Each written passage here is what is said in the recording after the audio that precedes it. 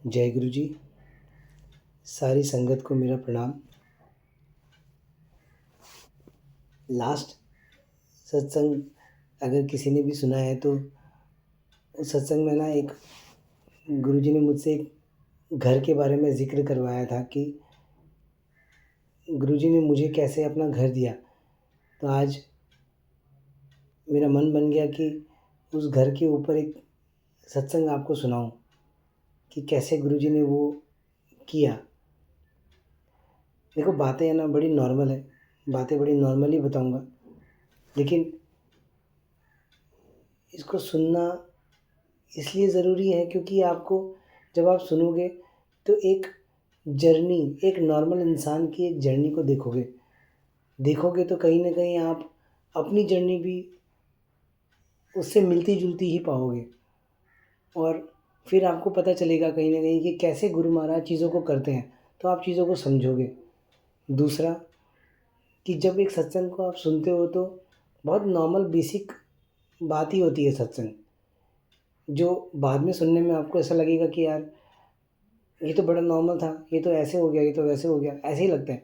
लेकिन जब आप गुरुजी को जोड़कर उस चीज़ों को सुनते हो तो एक वाइब्रेशन आपके अंदर एंटर करती है, जो धीरे धीरे आपके अंदर एक विश्वास पैदा करती है गुरुजी के प्रति। और ये सारी वो सीढ़ियाँ हैं जिस पे चढ़ते चढ़ते चढ़ते एक दिन हम लोग गुरुजी के वो जो कहते हैं ना डायरेक्ट कनेक्शन, उस डायरेक्ट कनेक्शन में आ जाते हैं। और उसके बाद फिर आपकी और गुरुजी की जर्नी जो होती है वो असल मायने में शुरू होती है। ये मैं अपने एक्सपीरियंस से बता रहा हूँ, ऐसा नहीं कि किसी ने मुझे ये बताया। ये आपको भी अपने आप समझ आने लगेगा। अगर आपको आ गया है तो बहुत अच्छी बात है, अगर नहीं आया है तो आपको समझ आ जाएगा कि जितने आप सत्संग सुनते हो वो सत्संग को सुनकर समझकर जब आप आगे बढ़ते हो तो एक समय के बाद में आपको समझ आ जाता है कि ये कौन है और क्या करना है, क्या नहीं करना है, क्या सही है, क्या गलत है, सब समझ आने लग जाता है। लेकिन शुरुआत की सीढ़ियाँ यही है, यहीं से चढ़ना है, यहीं से समझना है। तो अब गुरु महाराज से आज्ञा लेते हुए अब ये शरीर वही बोलेगा जो गुरु जी चाहेंगे। तो हम लोग है ना एक एक ऐसे घर पे रहते थे जिसको हम लोग जैसे झोपड़ी झोपड़ी जो हाउस होता है, झोपड़ी जैसा होता है ना, वैसा उस तरह के घर पे रहते थे जहाँ पे इन्वर्टर बैटरी वगैरह, लाइट चले जाने से इन्वर्टर बैटरी वगैरह का कोई इंतज़ाम नहीं होता था। वहाँ एक कैंडल होती थी, मोमबत्ती या लालटेन होती थी, और उसी से हम लोग रात को अपना समय बिताते थे। फ़ैन वगैरह के बिना ही, लाइट चली गई तो कोई फ़ैन की कोई अलग से सुविधा नहीं थी। पंखी होती थी हमारे पास हाथ वाली, जिसको हिला के बस मतलब बच्चों को हवा डाल देना। तो इस तरह से ही वो जीवन बीता। और ऐसा नहीं कि कोई बहुत दुःख की बात बता रहा हूँ, उसमें भी एक सुकून वाले पल थे। वो भी अलग एक सुकून है, उस समय का अलग एक सुकून होता है, अलग तरह के लोग आपको उस समय मिलते हैं, और एक अलग जर्नी है वो, सिंपलिसिटी की एक अलग जर्नी है वो। मगर क्योंकि नीचे से कैसे ऊपर चढ़े हम लोग, इसको जब बताते हैं तो एक सत्संग की तरह नज़र आता है, एक सत्संग समझ में आता है। अगर मैं किसी को वो बताऊंगा कि कैसे वो झोपड़पट्टी में वो चीज़ों को हम लोगों ने बिताया, तो मेरे ख्याल से ज़्यादातर लोग इस बात को नहीं समझ पाएंगे और उन लोगों को यही लगेगा अरे यार ये कैसी बात है, झोपड़पट्टी में रहता है और ये गुरुजी के बारे में बता रहा है कि बड़े सुकून से था। लोग डिस्ट्रैक्ट भी हो सकते हैं। तो मैं वैसे ही सत्संग या वैसी ही बातें आपको बताता हूँ जो जिसमें ग्राफ नीचे से ऊपर गया है, क्योंकि उसको ही इंसान की टेंडेंसी है, इंसान उसी चीज़ों को समझ पाता है, उसी तरह से समझ पाता है। तो अब मैं नहीं जानता कि फ़ोन उसको सुन रहा है, लेकिन मैं एक नॉर्मल इंसान के हिसाब से ही ये सत्संग को बोलने की कोशिश कर रहा हूँ। और तो एक ऐसे घर पे रहते थे, तो वहाँ से हम लोग ना, जैसे मैं बगल में जो हमारी एक बिल्डिंग होती थी, उस बिल्डिंग में जब भी मेरे एक दो दोस्त वहाँ जो नए बन गए थे बाद में, तो उनसे उनके घर पे जब ऐसे उनके घर को देखता नीचे से, तो हमेशा ऐसा लगता कि यार क्या कभी हमारा भी घर बिल्डिंग में होगा। क्या कभी हम भी बिल्डिंग में रह पाएंगे? रेंटेड ही सही, भाड़े पे ही सही, लेकिन कम से कम क्या हमारा भी घर बिल्डिंग में होगा? ऐसा ही सोचते थे, ऐसा सपना देखते थे। तो धीरे धीरे करते करते एक दिन ऐसा समय आ गया कि हम लोगों को एक बिल्डिंग में घर मिल गया, और फर्स्ट फ्लोर पे वो घर था। और बड़े मौज में और बड़े सुख में थे हम लोग, और ऐसा लगता था कि जैसे सपना पूरा हो गया। यहीं तक था, सच कह रहा हूँ, यहीं तक मेरा सपना ही था। और ऐसा लगता था कि सपना पूरा हो गया। अपना घर कभी सपने में भी नहीं था, कभी भी नहीं था। तो ऐसा लगा कि सब कुछ ठीक है, और वो घर भी बहुत अच्छा था, घर में रहने में भी बहुत सुकून आता था, अच्छा लगता था। तो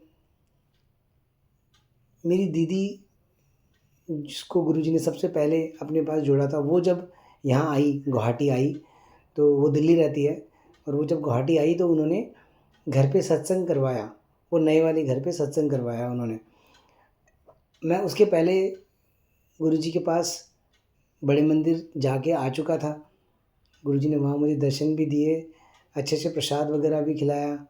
और दीदी के घर पे भी दिल्ली में ही सत्संग पहले भी अटेंड कर चुका था, लेकिन गुरुजी को मानता नहीं था, बस जानता था। और सच कहूँ तो भागता था गुरुजी से। मुझे लगता था कि दीदी फंस गई है, और मुझे भी फंसाने की कोशिश कर रही है, घर वालों को भी फंसाने की कोशिश कर रही है, हम लोगों को इन सब चक्करों में नहीं पड़ना है, ऐसा ही सोचता था हमेशा। तो लेकिन गुरु महाराज तो सारी लीलाएँ जानते हैं, पहले से ही सब कुछ जानते हैं कि ये बंदा आगे जाके क्या होने वाला है, क्या बनने वाला है। आज जो गुरुजी से दूर भागता था, अब वो गुरुजी को छोड़ नहीं पाता है, छोड़ना ही नहीं चाहता है। उनके बिना एक उनके बिना एक सेकंड भी बीते तो मतलब ऐसा लग रहा है कि कैसे बयाँ करूँ इस बात को, कि एक साँस भी उनके बिना आती है और एहसास आ जाता है ना इस बात का कि एक साँस उनके बिना आई है, तो दुःख हो जाता है कि इस साँस में तो मेरे याद में गुरुजी थे ही नहीं, तो बहुत दुःख होता है। और ये वही इंसान है जो एक समय पर गुरुजी से दूर भाग रहा था। ये 2015-16 के आसपास की बात होगी, 2015, हाँ। तो दीदी आई दिल्ली से घर पे, और दीदी ने बोला कि सत्संग करना है यहाँ। तो हम लोग सब भी तैयार हो गए, मतलब फैमिली सब तैयार हो गई, लेकिन मैं कोशिश ये कर रहा था कि वहाँ से भाग जाऊँगा। लेकिन गुरुजी ने कुछ ऐसा ऐसी लीला बनाई कि जो सत्संग चलना था वो मेरे फ़ोन से ही चल पा रहा था। दीदी के फ़ोन में चार्ज नहीं था, और बाकी किसी के फ़ोन में शायद फ़ोन नहीं था, या कुछ ऐसा हो गया, मुझे याद नहीं। मगर ऐसी सिचुएशन बन गई कि वो सत्संग अब मेरे ही फ़ोन से चल सकता था। तो अब उस वजह से फ़ोन वहाँ रह गया, तो अब मुझे भी वहीं रुकना पड़ा, क्योंकि फ़ोन चलाना है। बाकी बाई चांस फ़ोन लॉक हो जाए बीच में ही तो कोई चला नहीं पाएगा। तो वो मेरे ही फ़ोन से वो सत्संग चला। तो फिर गुरुजी ने इस बहाने से मुझे भी वहाँ बिठा लिया, और इस तरह से मैंने भी वो सत्संग फिर उस दिन गुरु महाराज की कृपा से अटेंड किया। तो वो सत्संग हो गया। तो मेरी जो छोटी भतीजी है वो उस समय रही होगी लगभग 10 साल की। तो ऐसे ही वो ऐसे पूछ रही थी कि ये जो फ़ोटो में है ये कौन है? तो दीदी ने बताया कि ये गुरुजी हैं, ये, और जो भी उन्होंने बताया। तो बोलते ये कहाँ गए? ऐसा कुछ पूछा, मतलब एग्ज़ैक्टली मुझे याद नहीं, लेकिन जितना ज़हन में मेरे है मैं उतना ही बता रहा हूँ। कि उन्होंने, उस बच्ची ने ऐसे पूछा कि ये कहाँ गए? तो उसने बोला, दीदी ने समझाया फिर उनको, जो भी जैसे भी। तो वो बच्ची बोलती है, जो 10 साल की बच्ची है, वो बोलती है कि अरे ये तो अभी यहाँ बैठे थे, थोड़ी देर पहले इस सोफ़ा पे। जैसे ही ये वाली बात कही, तो दीदी, मतलब मेरे लिए तो कोई शौक बड़ी चीज़ नहीं थी, क्योंकि मुझे लग ही नहीं रहा था ऐसा कुछ। मुझे लगा सब ऐसे ही है। और दीदी के लिए बहुत बड़ी बात हो गई थी, ये शौक लग गया दीदी को कि ये क्या, और दीदी एकदम इमोशनल हो गई उस बात को लेकर। और ये था वो पहला दर्शन जो गुरुजी ने हमारे उस घर पे दिया, जो घर गुरुजी ने अपने घर के अंदर, यानी अपनी इस धरती के अंदर जो हमें रहने के लिए घर दिया है, जिसको हम लोग अपना घर कहते हैं। वो घर में जब पहली बार गुरुजी ने दर्शन दिया, तो ऐसे भतीजी को दिया था, मेरी भैया की बेटी को। तो हम लोगों के लिए वो बड़ी नॉर्मल बात थी, वो घर पे सत्संग हो जाना। लेकिन यहाँ से वो गुरु महाराज की एक नई करनी शुरू हो गई थी। तो क्या हुआ कि दीदी तो सत्संग दीदी ने करवाया, फिर कुछ टाइम बाद दीदी चली गई और उसकी कुछ कितने टाइम बाद की ये बात है, ये मुझे याद नहीं, लेकिन शायद मान लो कि 1-2 महीने बाद की ये बात होगी, एग्ज़ैक्टली टाइम मुझे याद नहीं, लेकिन 1-2 महीने बाद की, ज़्यादा टाइम के बाद की बात नहीं है ये, क्योंकि जो सत्संग में सुना रहा हूँ उसका जो पीरियड है वो 6 महीने से ज़्यादा का है ही नहीं।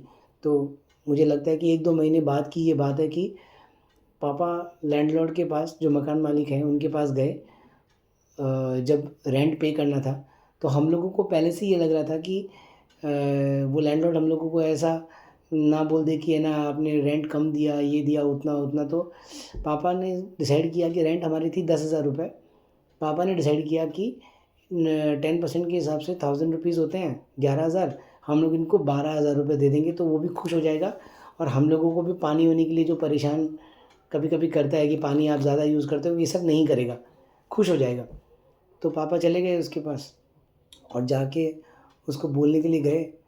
तो जैसे पापा उसको बोलने लगे कि अ, ये बात बोलते कि मैं मतलब अब से रेंट हम लोग 12,000 रुपये पे करेंगे, इसके पहले उन्होंने बोल दिया कि आप ये घर खाली कर दो। तो अब जैसे ही पापा को बोला तो पापा को तो धक्का सा लग गया कि क्योंकि एक इंसान खुश होके बोलने के लिए कुछ और आया था और सुन कुछ और रहा है, तो धक्का लग ही जाता है। तो एक धक्का लग गया। तो पापा तो सुन के फिर वापस घर आ गए, हम लोगों को बताया। तो मैं, भैया, हम लोग सबको भी, जब अपने पिता को कोई अगर ऐसे बोल दे तो ऐसे ही धक्का लग जाता है, और वो बात एक घर से जुड़ी हुई थी तो और ज़्यादा बुरा लग गया। और फिर इस बात का बुरा ज़्यादा लग रहा था कि पापा को ऐसे बोल दिया, मतलब एक इंसल्ट जैसी फील हो रही थी। तो दुःख हुआ काफ़ी, लेकिन जब आपके पास ऑप्शन नहीं होता है तो आप कुछ नहीं कर सकते। लेकिन बात कुछ और थी। जैसे मुझे याद आता है कि जब राम जी इस धरती पर आए थे ना, तो कैकेयी माता के अंदर वो सरस्वती माँ ने अपना डेरा डाला और उनसे वो बात बुलवाई, उनसे वो वचन अपने पति से लिया कि राम को मिले वनवास और भरत को मिले राज। ये उनसे वचन ले लिया और वचन लेकर राम जी को वनवास दिया। तो सब लोग ये समझने लगे कि कैकेयी माता एक्चुअल में बुरी है, सब इसकी गलती है जिस वजह से ऐसा हुआ। मगर असल बात तो ये है कि अगर कैकेयी माता ये नहीं करती तो राम जी वनवास जाते ही नहीं, और राम जी को अगर वनवास नहीं मिलता तो सीता माता का हरण नहीं होता। सीता माता का हरण नहीं होता तो रावण को मारने का कोई कारण नहीं बनता, और रावण को मारने का जब कारण बना तो फिर राम जी ने उस रावण का वध किया, यानी उस अहंकार के राजा का वध किया, अहंकार को ख़त्म किया। और इस तरह से राम जी, यानी वो गुरु जी जो कभी राम रूप में आए थे, जो कभी कृष्ण रूप में आए हैं, आज गुरु जी रूप में आए हैं। बस इतना ही फ़र्क है। और सच मानना इस बात को कि वो कभी राम रूप में आया है, तो कभी कृष्ण रूप में, तो कभी अल्लाह के रूप में, तो आज गुरु जी के रूप में। और हाँ, वो आज गुरु जी के रूप में आया है। बस देखने वाली वो आँखें होनी चाहिए। आज वो गुरु जी के रूप में आया है। तो वो गुरुजी जब राम रूप में इस धरती पर आए थे, तो उनका पैदा होना, इस धरती पर अवतार लेना ही ये था कि उनको रावण का वध करना था। तो ये सारी लीला रची गई। लेकिन इसमें कैकेयी का क्या दोष या किसी और का क्या दोष? ये तो वो राम है, ये तो वो गुरु है जो अपनी लीला को इस तरह से बनाता है, ऐसे ऐसे कारण बनाता है। तो उसमें कौन बुरा और कौन भला? सब किया धरा तो उसी का है। तो उस गुरुजी ने इस बार मेरे साथ जो किया वो ये कि उस लैंडलॉर्ड के अंदर ये बुद्धि डाल दी, जिस वजह से उसने ऐसे कहा पापा को कि आप घर छोड़ दो। हम लोगों को बुरा लगा, तो ये सिचुएशन बन गई, ऐसी एक सिचुएशन बन गई कि दुख का एक माहौल बन गया। और उस माहौल में क्या बना, उस माहौल में क्या हुआ कि मेरे जो भैया के ससुर जी हैं, भैया के जो जो ससुर जी हैं वो उस समय घर पे आए हुए थे। तो उनके सामने ही ये वाली बात आई, तो उन्होंने ऐसे बोल दिया कि अ, आप एक काम करो, आप अपना घर क्यों नहीं ले लेते? मैंने बोला यार कैसी कैसी बातें कर रहे हैं, यहाँ पे 10,000 के 12,000 करने के चक्कर में हम लोगों ने कितना बार सोचना पड़ा। आप बोलते हो अपना घर क्यों नहीं ले लेते? ऐसा थोड़ी पॉसिबल है। लेकिन वो फोर्स करते रहे कि आप अपना घर ले लो, आप अपना घर ले लो। और हम लोग बार बार एक ही बात बोलते रहे कि अरे ये पॉसिबल नहीं है, आप समझो इस बात को। फोर्स करके भी फ़ायदा नहीं है, क्योंकि ये पॉसिबल ही नहीं है। क्योंकि एक घर लेने के लिए जो हमारी जो सिटी है, जो गुवाहाटी सिटी है, इसके अंदर उस समय 50 से 60 लाख रुपए एक घर लेने के लिए मिनिमम चाहिए। तो उन्होंने बोला कि अरे ये कौन सी बड़ी बात है, बैंक से लोन मिल जाता है, ऐसा हो जाता है, वैसा हो जाता है, कुछ कुछ बातें वो बताने लगे। मैंने बोला यार बैंक लोन मिल जाता है, ईएमआई देनी पड़ती है, पैसे तो चाहिए ना। उसके अलावा भी बहुत सारे पैसे, जैसे आप सबको पता ही है कि पूरे पैसे वो लोग, एक बिल्डर जो होता है वो पूरे पैसे नहीं बताता। जैसे एक पक्के में पूरे पैसे नहीं बताता, कुछ वो कैश में भी लेता है, कच्चे में भी लेता है। तो सबका अपना अपना नॉर्म्स है। तो मैंने बोला कि वो कच्चे के पैसे भी उनको कैश देने पड़ेंगे, वो कहाँ से आएंगे? वो हर चीज़ का हल देने लग जाए। तो मैंने बोला यार ये तो अजीब बात हो गई। तो फिर जैसे तैसे करके उस बात को टाला कि नहीं नहीं पॉसिबल है। लेकिन उन्होंने क्या किया, वो अगले दिन वो हमारे घर पे ही आए हुए थे। तो रात को रुके, अगले दिन जब वो बाज़ार गए तो उनकी एक बिल्डर से जान पहचान है, जो सोसाइटी वगैरह में सोसाइटी वगैरह बनाता है, जिसमें बड़े बड़े फ्लैट्स वगैरह बनाता है। किसी 50 फ्लैट की सोसाइटी, कोई 100 फ्लैट की सोसाइटी। तो एक 250 फ्लैट की, 254 फ्लैट की एक सोसाइटी बन रही थी उस दौरान। बन रही थी मतलब ऑलमोस्ट कंप्लीट थी वो सोसाइटी। उस सोसाइटी के बिल्डर से उनकी जान पहचान थी। वो उन्होंने क्या किया, उस बिल्डर के पास जाके बात करके आ गए कि देखो मैं जो भी बात आपको बता रहा हूँ ना, आप अपने जहन में गुरुजी को रखना। आप ये याद रखना कि ये सारी लीला उस गुरु ने रची है। कैकई से बुलवाता भी वही है, सीता का हरण भी वही करवाता है, राम का वध भी, राम से रावण का वध भी वही करता है। कोई और नहीं है वो, सबके अंदर वही है, वो एक ही है। तो इसलिए आप उस गुरु जी को ज़रूर याद रखना, अपने जहन में ज़रूर याद रखना। तो उन्होंने क्या किया, वो बिल्डर से बात करके आ गए और हमें आके बता रहे हैं कि मैंने ना उस बिल्डर से बात कर ली है और आप वहाँ पे घर देख लो सोसाइटी के अंदर। मैंने बोला यार हम लोगों ने, सबको शौक लग गया, ये कैसी बातें कर रहे हैं। लेकिन उन्होंने पुश कर दिया। तो फिर हम लोग ने क्या किया, हम लोग एक बार के लिए थोड़ा पॉजिटिव होने लगे, क्योंकि इतना कुछ पॉजिटिव हो रहा था। और एक बात आपके जहन में मैं और डाल दूँ, क्योंकि ये बाद में समझ आया मुझे, और ये बाद में इतनी बार हो चुका है कि अब नहीं समझने की कोई जगह ही नहीं है। जब आप गुरु जी को मानते हो ना, जब आप दिल से गुरु जी को प्रे करते हो, गुरु जी को याद करते हो, हर समय जब उनको याद रखते हो ना, तो वो जो आपके आसपास की सिचुएशंस जितनी भी है ना, वो सब आपके अनुसार बनना शुरू हो जाती है। आपके अनुसार कैसे सही है वो बनना शुरू हो जाती है। तो कभी कभी कोई कोई सिचुएशंस आपको ना बहुत फोर्स करेगी कि ये कर लो, ये कर लो, ये कर लो। बहुत फोर्स होने लग जाएगा अचानक से। ये भी बोल रहा है आपको, ये भी बोल रहा है, ये भी बोल रहा है। तो एक बार के लिए शांत होना, गुरु जी को याद करना, और आप देखना कि वो इशारा क्या कर रहा है आपको। क्योंकि वो हर इंसान में से वही है, कोई और नहीं है। वो कहीं से भी आपको बोल सकता है, कैसे भी इशारा कर सकता है। वो आपको हर तरह से फ़ोर्स करना शुरू कर देगा, करो करो करो। तो आप एक बार ध्यान देना और पॉजिटिवली सोचना कि इतना प्रेशर पड़ रहा है, एक बार पॉजिटिव सोचते हैं, देखते हैं क्या है। तो वो आपको वो चीज़ दिखा देगा जो आपके लिए बनी है, जो वो आपको देना चाहता है। तो वो फ़ोर्स उस समय हमारे पास होने लगा, लेकिन मेरे पास उस समय, या हमारे किसी के पास भी वो समझ ऐसी नहीं थी। लेकिन उस परमात्मा का आशीर्वाद ज़रूर था सर के ऊपर। तो उस आशीर्वाद ने ऐसा एक पॉज़िटिव माहौल बना दिया, जिसकी वजह से हम लोगों को ऐसा लगा कि एक बार बात करते हैं, ये क्या कहना चाह रहे हैं।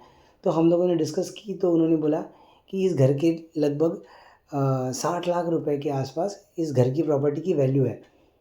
तो बोला कि तो फिर बैंक में बात की, तो पता चला कि जो वो प्रॉपर्टी की वैल्यू जो दिखाएंगे वो 33 लाख दिखाएंगे। तो 30 लाख रुपए का तक का हम लोगों को लोन मिल जाएगा लगभग। ऐसा एक एक माहौल बनाया हम लोगों ने पूरा। तो 30 लाख रुपए का लोन हो गया। और 30 लाख रुपए कहाँ से आएंगे? तो कुछ 2, 4, 5 लाख रुपए जो हमारे पास जमा थे पहले से, जैसे मानो कि कोई एफडी में या वगैरह ऐसा था, तो हम लोगों ने बोला ठीक है वहाँ से 5 हो जाएंगे और 25। तो फिर उन्होंने बोला कि 10 लाख रुपए मैं दे दूँगा। मतलब भैया के ससुर जी ने बोला कि 10-12 लाख रुपए ये मैं दे दूँगा आपको, आपके पास जब हो तब आप मुझे वापस दे देना, क्योंकि उनकी पोजीशंस फ़ाइनेंशियली बहुत स्ट्रॉन्ग थी हमारे कंपैरिज़न में, उनकी पोजीशंस अच्छी थी। तो उन्होंने बोला कि 10-12 लाख रुपए ये आपको मैं दे दूँगा। तो फिर और बच गए 10-15 लाख रुपए के आसपास का फिगर। तो उन्होंने बोला कि जैसे एक कमेटी होती है, अब जिसको नहीं पता कमेटी क्या होती है, कि जैसे 12, 15, 20 लोग ऐसे मिलकर एक अमाउंट डिपॉज़िट करते हैं। जैसे मान लो कि 15 लाख रुपए की कमेटी है, तो वो लोग इसमें अमाउंट डिपॉज़िट करते हैं। हर बंदा लाख-लाख रुपए हर महीने देता है उसके अंदर, तो 15 लाख रुपए होते हैं। बोलियाँ लगती है और कोई एक बंदा हर महीने उससे पैसे उठाता है। जैसे उसकी बोली अगर कम लगी तो वो 12, 13, 14 लाख रुपए तक वहाँ से उठा सकता है। कम बोली लगती है, तो वो जो डिफरेंस अमाउंट होता है वो उन लोगों का प्रॉफ़िट होता है जो उसमें से पैसे विथड्रॉ नहीं करता। तो ऐसी एक कमेटी होती है। तो वो कमेटी हम लोगों ने भी एक मतलब उन्होंने बोला कि आप भी एक खुला लो, तो हम लोगों ने भी एक वैसी एक कमेटी बोला कि ठीक है खुला लेंगे। तो 15 लाख रुपए की वो एक कमेटी खुलवा ली, और कमेटी खुला के उसको 1 महीने 2 महीने बाद विथड्रॉ करने की बात थी कि उसको विथड्रॉ कर लेंगे तो वहाँ से आ जाएंगे। तो मोटा-मोटी एक प्लान बन गया था कि सारे पैसे तो हो रहे हैं। तो मैंने बोला ठीक है, फिर डिसाइड हो गया। बिल्डर से जाके बात करके आ गए, टोकन मनी दे दिया, सब कुछ फाइनल हो गया। घर देखने के लिए आए, तो पहले तो घर देख रहे हैं तो घर समझ नहीं आ रहा है कुछ भी, क्योंकि कभी ज़िंदगी में सोचा ही नहीं ये सब चीज़ों के बारे में। फिर उस समय वास्तु वगैरह भी देखते थे क्योंकि समझ नहीं थी, मगर गुरुजी वास्तु वगैरह नहीं मानते। नहीं मानते इन द सेंस कि मैं, ये वर्ड शायद गलत होगा मेरा कहना, मैं ये कह रहा हूँ कि जो गुरुजी को मानता है वो ये बात समझ ले कि गुरुजी कुंडली देखने के लिए, वास्तु देखने के लिए, इन सब चीज़ों के लिए मना करते थे। ये सब को गुरुजी एक भ्रम की तरह ही गुरुजी ने समझाया है, और ज़्यादा डिटेल में नहीं जाऊँगा क्योंकि वो बात अलग तरफ चली जाएगी, समझाने में चली जाएगी, तो मैं समझाने नहीं जा रहा। मैं सीधी-सीधी बात आपको बता रहा हूँ कि गुरुजी टेवे लगवाने के लिए मना करते थे कि टेवे नहीं लगवाने। तो इससे आपको समझ में आ गया मेरे ख़्याल से। तो लेकिन उस समय हम लोगों को समझ नहीं थी, तो हम लोगों ने फिर वो वास्तु के अकॉर्डिंग भी घर देखा, तो घर समझ नहीं आ रहा था। तो हम लोगों ने एक समय पे आने के बाद तो कैंसल ही कर दिया, क्योंकि पहले भी पैसे की प्रॉब्लम्स और फिर समझ में नहीं आ रहा, तो हम लोगों ने कैंसल ही कर दिया। लेकिन जैसे ही वो कैंसल होने की तरफ गया, अचानक से एक इन्फॉर्मेशन हमारे पास आई उस बिल्डर के थ्रू, भैया के ससुर जी के पास, कि एक फ्लैट खाली हुआ है।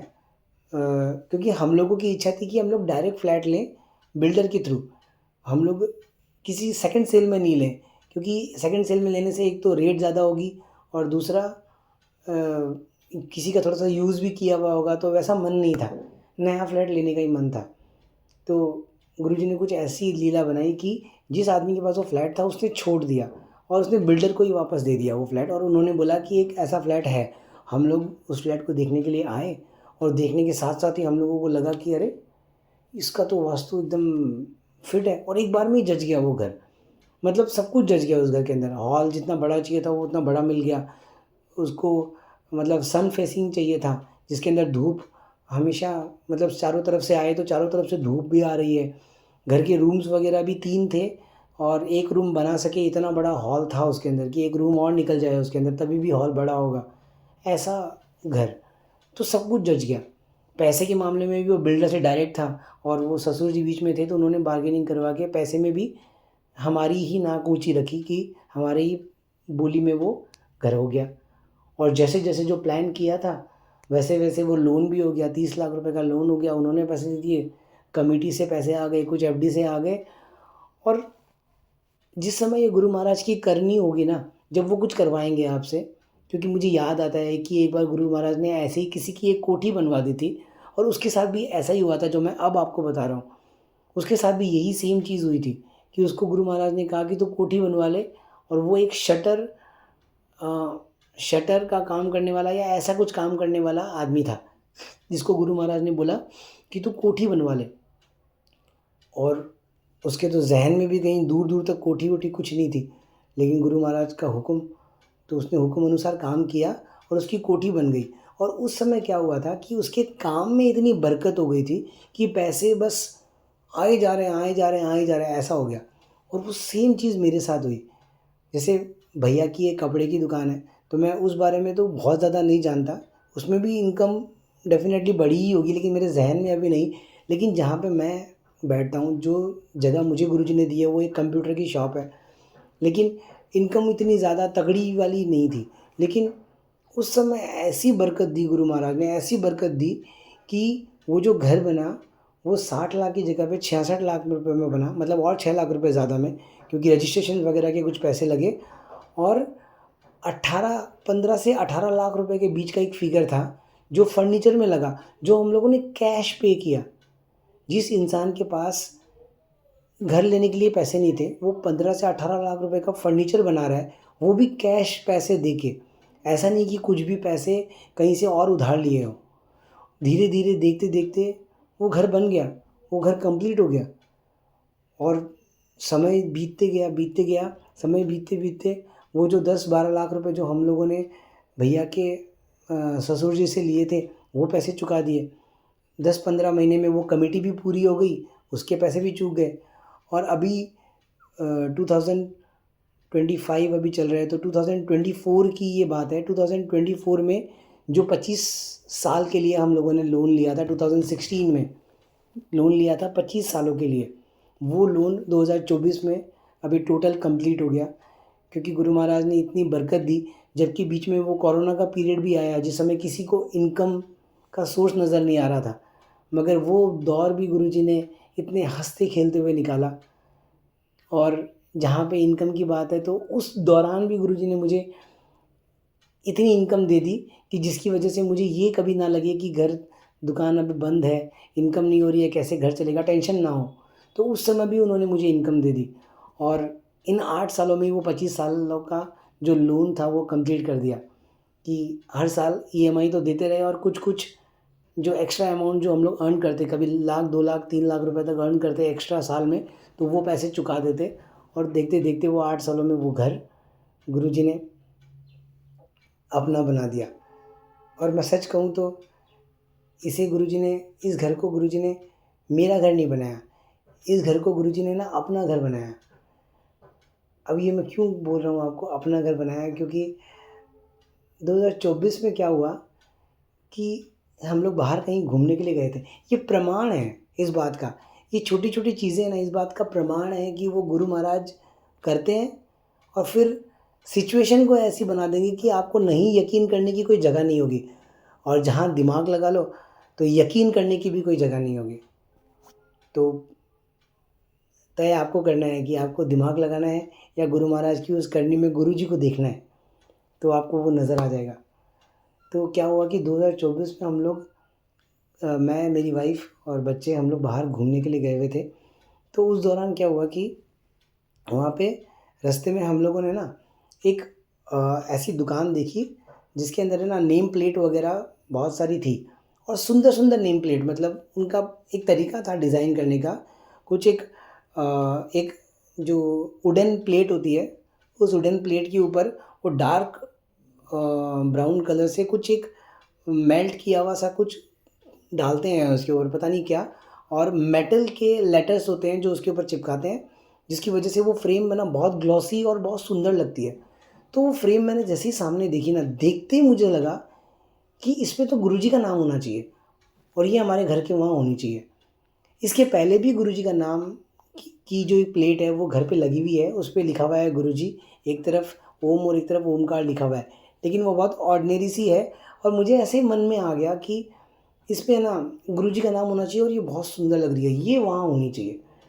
तो मैं उसके पास गया, मैंने बातचीत की, जो भी बार्गेन वगैरह जैसे करना था किया, और मैंने उसको बोला, तो मैंने जो गुरुजी से अरदास की, मैंने बोला गुरुजी इस पे क्या लिखाना है आप ही बताओ। तो गुरुजी ने मुझे अंदर से जो आवाज़ दी वो दिया कि इस पे लिखा गुरुजीज़ हाउस। तो मैंने उस पे गुरुजीज़ हाउस ऐसे लिखवा दिया। अब लिखवा तो दिया, और वो तैयार हो गई। उसने बताया कि एक दिन लगता है इसको सूखने में, तो मैंने उसको वैसे ही रखा, वो सूख भी गया। और 3 दिन बाद हम लोग घर वापस लौटे, जहाँ घूमने गए थे वहाँ पे, वहाँ से वापस घर आ गए। और जिस दिन, जो मुझे याद है ना, जिस दिन ये नेम प्लेट वहाँ से हम लोगों ने बनाई ना, उसी दिन मेरे पास बैंक से फ़ोन आया, वो लोन डिपार्टमेंट से, कि आपका जो लोन है वो कंप्लीट हो गया है और वो जो पेपर्स हैं वो हमें आपको वापस देने हैं। तो मैंने बोला कि मैं तो अभी बाहर हूँ। तो उन्होंने ज़िद की कि हम वो पेपर्स तो रखते नहीं हैं अपने पास, वो पेपर्स तो हमें आज ही लौटाने हैं। तो मैंने बोला फिर एक काम करो, आप घर चले जाओ, घर जाके पेपर्स दे दो।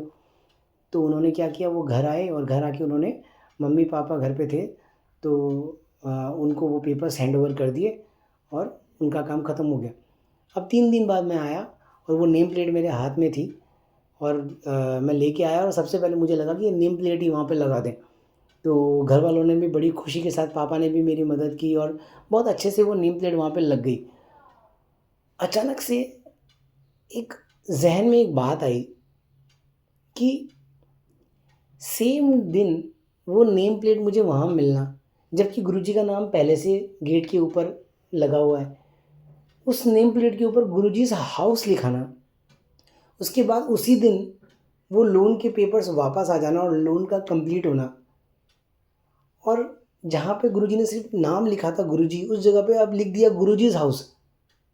अगर समझ से देखो, दिल की समझ से देखो, तो आपको समझ आएगा कि उस दिन, जिस दिन वो लोन फ्री हुआ वो घर, उस दिन गुरुजी ने उस घर को अपना बना लिया था। ये बातें बहुत छोटी सी है कि वो लोन पे भी गुरुजी, वो घर लोन गुरुजी का ही था। लेकिन जिन लोगों ने गुरुजी को ना फिज़िकल रूप में देखा है, या या अगर आप नई संगत हो और आपने अगर पुरानी संगत से कभी मुलाकात की है, तो आप पूछ के देखना उनसे, तो आपको शायद ये बात समझ आ जाए कि गुरुजी की चीज़ों में ना कोई लोन नहीं हो सकता, कोई कमी नहीं हो सकती। हाँ, ये वर्ड बोलना सही रहेगा कि कोई कमी नहीं हो सकती, परफेक्शन होती है चीज़ों में, तब ही गुरुजी इसको स्वीकार करते हैं।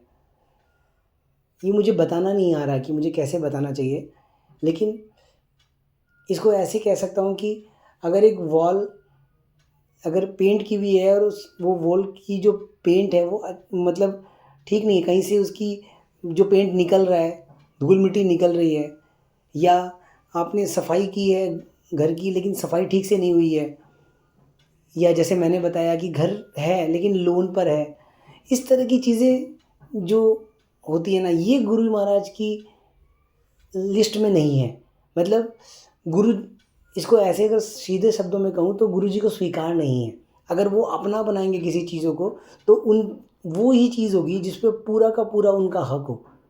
ऐसा कह सकता हूँ कि पूरा का पूरा जब उनका हक हो जिस चीज़ पर, जैसे कि अगर आपने एक जगह, मैं आपको इसका भी एक सत्संग है जो मैं आप बता रहा हूँ, कि अगर आपने अपने ही घर पे, जो गुरुजी ने आपको घर दिया है, उस जगह पे अगर गुरु महाराज को अगर आपने एक जगह दी है जहाँ पे गुरु महाराज की गद्दी लगती है और वो वहाँ बैठते हैं, तो एक समय पर अगर आपने उस गद्दी को वहाँ से अगर हटाया है और किसी और जगह पे रखा है, तो ये कभी नहीं करना कि जो जगह थी उनकी, उस जगह पे आपने कभी वॉशिंग मशीन रख दी या कुछ रख दिया, ऐसा कभी नहीं करना, क्योंकि वो जगह गुरु महाराज की। ये बात बहुत सिंपल है, मैं फिर कह रहा हूँ, लेकिन ये गलती हो जाएगी क्योंकि मेरे साथ हुई है, 2 बार हुई है, और गुरु महाराज ने डाँट भी लगाई है, वो नाराज़ भी हुए हैं और उसका प्रमाण भी दिया है उन्होंने।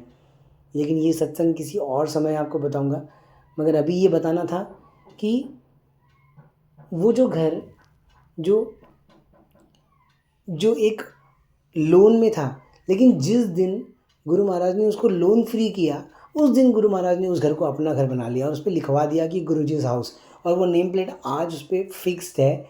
और जैसे ही घर में एंटर करता हूँ तो सबसे पहले वो गेट में मुझे वो सामने ही दिखती है, गेट खोलने से पहले ही। तो क्या बताऊँ कि देख के ही आनंद आ जाता है कि आ गया, गुरुजी आपके पास आ गया। जबकि कहाँ था, तभी भी तो उनके पास ही था, बाहर भी। लेकिन जब घर में एंटर करता हूँ तो ऐसा लगता है कि गुरुजी के घर में एंटर कर गया। और फिर वो गुरुजी का दरबार जिसमें गुरुजी ने कितनी सारी कृपा की है, किसी का क्या ठीक किया है तो किसी का क्या। तो ये घर वो घर है जो गुरुजी ने पहले हमें दिया और फिर हम सबको अपना हम सबको अपना बनाकर इस घर को अपना बना लिया। और मुझे लगता है कि अगर गुरु महाराज आपसे कोई भेंट स्वीकार कर ले। ये भेंट थी नहीं, जो उनको कभी चढ़ाई नहीं है ऐसी भेंट। ये तो एक भाव का खेल है बस, अंदर ही अंदर से सब कुछ होता है। कि कभी इस घर को हमेशा से ही ऐसे ही माना कि ये गुरुजी का दिया हुआ एक आशीर्वाद ही है। तो हमेशा से ही उसी का माना, अपना कभी माना ही नहीं इस चीज़ को। तो गुरु महाराज ने भी कमी नहीं छोड़ी, उन्होंने भी इस घर को अपना स्टाम्प दे दिया कि गुरुजीज़ हाउस। और बहुत ब्लेस्ड घर है, इतना ब्लेस्ड घर है कि एक बार मुझे याद आता है, 2 इंसिडेंट हैं मुझे जो याद आते हैं। कि एक बार एक अ, बालाजी को मानने वाले बहुत अ, मतलब कैसे बताऊँ कि बालाजी को मानने वाले बहुत सिद्ध पुरुष, शायद बोलना सही होगा। ऐसा लगता है कि बहुत मतलब बालाजी के पक्के भक्त जिसको बोलते हैं ना, वैसे कि अपने मुँह से कुछ बोल जाए ना तो मतलब वो आपके लिए, अगर आप उसको कर जाओ तो आपका काम हो जाएगा। मतलब ऐसे भक्त भी होते हैं धरती पर, तो वैसे भक्त हैं वो। तो वो जब इस घर पे यहाँ पे आए तो उनके मुँह से ऐसे ही निकला कि यार यहाँ बहुत सुकून है। उनके मुँह का ये वर्ड्स था। उन्होंने बोला बोला पता नहीं यहाँ बहुत अच्छा लग रहा है, मतलब बहुत अच्छी वाइब है, ऐसा निकला उनके मुँह से। और उनका कहना था कि वो अपने घर भी गए, मतलब उन्हीं का घर, उनका भी घर इसी सोसाइटी में है जिसमें हम रहते हैं। उनका भी घर इसी सोसाइटी में है, मतलब उनके भाई का घर। वो यहाँ आए हुए थे राजस्थान से, तो उन्होंने बोला कि मैं उनके अपने भाई के घर पे भी गया हूँ। चकाचौंध है, सुंदर है घर, लेकिन जो वाइब्रेशन, जो एनर्जी, मतलब जो सुकून मुझे यहाँ मिला ना, वो मुझे वहाँ नहीं मिला। जबकि आप अपना घर, अगर आप में से कोई होता जो देख सकता तो मैं शायद आपको दिखाता कि ऐसा कुछ नहीं है अपने घर पे। बहुत ही सिंपल और बहुत ही ऑर्डिनरी घर ही है, लेकिन वो वाइब तो गुरुजी पैदा करते हैं। वो वाइब तो गुरुजी की है जो उनको नज़र आ गई, क्योंकि है तो आखिर गुरुजी का भक्त ही। वो बालाजी के रूप में हो, वो बालाजी को पूजता हो, मगर है तो गुरुजी का भक्त ही। तो उनको वो वाइब तो नज़र आ ही गई वहाँ पे, तो इस वजह से उनको वो सुकून मिला और इस वजह से गुरुजी ने उनके मुँह से वो बुलवा दिया। और एक बार ऐसा ही हुआ कि एक बंदा आया, तो वो दरबार के सामने ऐसे बैठा था और गुरुजी के स्वरूप को उसने देखा। गुरुजी का एक दरबार में एक बड़ा स्वरूप है, उस स्वरूप को ऐसे ही देख रहा था। तो देखते देखते वो बोलता है, उसने गुरुजी को पहले कभी देखा नहीं, जाना नहीं, कुछ भी जाना नहीं गुरुजी के बारे में। उसने मुझसे ही पूछा कि ये कौन है। तो फिर उसने मुझे एक महाराज के बारे में एक बात बताई कि बोले कि ये बहुत सिद्ध पुरुष हैं, महाराज हैं। मैं उनका नाम नहीं लेता, लेकिन उन्होंने कहा कि उन्होंने उस लड़के ने कहा कि उन वो उनसे मिल चुका है, उनकी वाइब्रेशंस वगैरह बहुत स्ट्रॉन्ग है, मतलब आप जाओगे तो आपको फ़ील होगी। मैंने उनसे ज़्यादा स्ट्रॉन्ग वाइब्रेशन ऐसे फ़ील कभी की नहीं है, लेकिन पता नहीं क्यों इस स्वरूप में मुझे ना उससे ज़्यादा वाइब्रेशन महसूस हो रही है, उससे ज़्यादा स्ट्रॉन्ग वाइब्रेशन महसूस हो रही है। तो ज़रा सोचो, ये बात गुरुजी क्यों उससे बुलवा रहे हैं?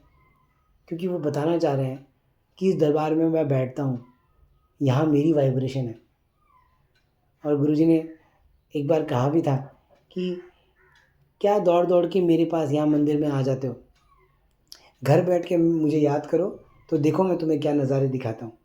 तो मुझे लगता है वो नज़ारे का एक पार्ट है ये, कि वो किसी और से बुलवा देते हैं। कि हर वो दरबार जिसमें तुम मुझे पूजते हो, जिसमें तुम मुझे देखते हो, मैं वहाँ होता हूँ। हर वो दरबार जहाँ पे मेरी जोत होती है, मैं वहाँ आता हूँ। तो अगली बार जब आप जोत करो, अगली बार जब आप गुरुजी को अपने दरबार में बुलाओ, तो याद रखना कि वो आते हैं, उस गद्दी पे जो आपने उनके लिए लगाई है उसमें बैठते हैं। और गद्दी ज़रूर लगाना अगर आपने नहीं लगाई है, क्योंकि गुरुजी आएंगे तो कहाँ बैठेंगे। तो एक गद्दी चाहे छोटी हो, बड़ी हो, जैसी भी हो, एक हाथ जितनी बड़ी भी गद्दी हो ना तो भी बहुत है। छोटी गद्दी हो कोई प्रॉब्लम नहीं है, मगर क्योंकि वो तो एक ऑरा है, वो तो एक रोशनी है। वो कोई इंसानी शरीर नहीं है जो आके एक बड़ी सी गद्दी पे बैठेगा। वो तो एक ऑरा है। एक बूंद जितनी बड़ी भी गद्दी हो ना तो वो उस पे भी आके बैठ जाएगा। आपके भाव स्ट्रांग होने चाहिए, आपके भाव प्योर होने चाहिए। तो ये वो दरबार था जिसमें गुरुजी आके बैठते हैं। ये वो घर है जिसके अंदर गुरुजी की वाइब है, जो घर भी उन्हीं का दिया हुआ है। और उन्होंने इस घर को गुरुजीज़ हाउस का एक नाम लगाकर इस घर को अपना ही बना लिया। तो गुरुजी ऐसी कृपा सब पे करें, सब पर अपनी ब्लेसिंग्स बरसाएँ, ताकि एक दिन इस तरह से चलते-चलते वो एक दिन गुरुजी का हो जाए, जो गुरुजी से जुड़ जाए। और जो इंसान, चाहे वो गुरुजी को मानता हो या नहीं मानता हो, जो भी इंसान इस सत्संग को सुने, वो गुरुजी से ब्लेस्ड हो जाए, उसका भला हो, उसका कल्याण हो जाए। और बस इसी के साथ अब आज्ञा लेता हूँ। आप सभी संगत का बहुत बहुत धन्यवाद, जिसकी वजह से ये सत्संग कर पाता हूँ, जिसकी वजह से आज गुरुजी ने वापस से ये सेवा जो कहीं न कहीं छूट गई थी, फिर से गुरुजी ने दी। और बस गुरुजी ऐसे ही अपनी सेवा में लगाए रखें और आपसे ऐसे ही रूबरू करवाते रहें। जय गुरुजी, जय गुरुजी।